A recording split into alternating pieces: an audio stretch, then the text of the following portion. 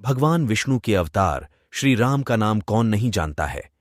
रामायण महाकाव्य के रचयिता महर्षि वाल्मीकि ने अपने ग्रंथ में लिखा है कि भगवान श्री राम में वैदिक सनातन धर्म की आत्मा कहे जाने वाले सभी गुण विद्यमान हैं।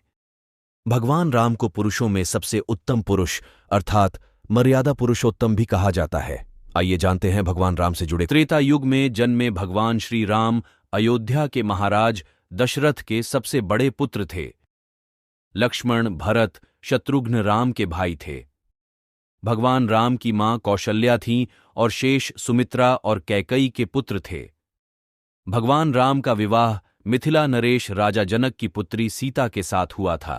लक्ष्मण की पत्नी उर्मिला, शत्रुघ्न की पत्नी श्रुतकीर्ति और भरत की पत्नी मांडवी थी। विवाह के पश्चात भगवान राम को राजा दशरथ ने रानी कैकई के कहने पर 14 वर्ष के लिए वनवास पर भेज दिया था, क्योंकि एक वचन के अनुसार कैकेयी राजा दशरथ से कुछ भी मांग सकती थी। तो रानी कैकेयी ने दासी मंदोदरी के उकसाने पर भरत को अयोध्या का राजा बनाने और राम को वनवास देने की इच्छा जताई और पिता की आज्ञा का पालन करके भगवान राम सीता और लक्ष्मण के साथ वन की ओर चले गए। वनवास के दौरान भगवान श्री राम ने देश के सभी आदिवासियों और दलितों को संगठित करने का कार्य किया और उनको जीवन जीने की शिक्षा दी। उन्होंने देश के सभी संतों और उनके आश्रमों को राक्षसों, दैत्यों के आतंक से बचाया था। अपने 14 वर्ष के वनवास के दौरान भगवान राम ने भारत की सभी जातियों और संप्रदायों को एक सूत्र में बांधने का कार्य किया।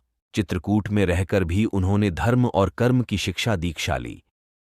भगवान राम ने भारत भर में भ्रमण कर भारतीय आदिवासी, जनजाति, पहाड़ी और समुद्री लोगों के बीच सत्य, प्रेम, मर्यादा और सेवा का संदेश फैलाया और यही कारण था कि राम का जब रावण से युद्ध हुआ तो सभी तरह की अनार्य जातियों ने राम का साथ दिया। भगवान श्री राम कहते हैं कि पृथ्वी लोक एक ऐसा लोक है जहां जो भी आता है उसे एक दिन वापस लौटना ही होता है।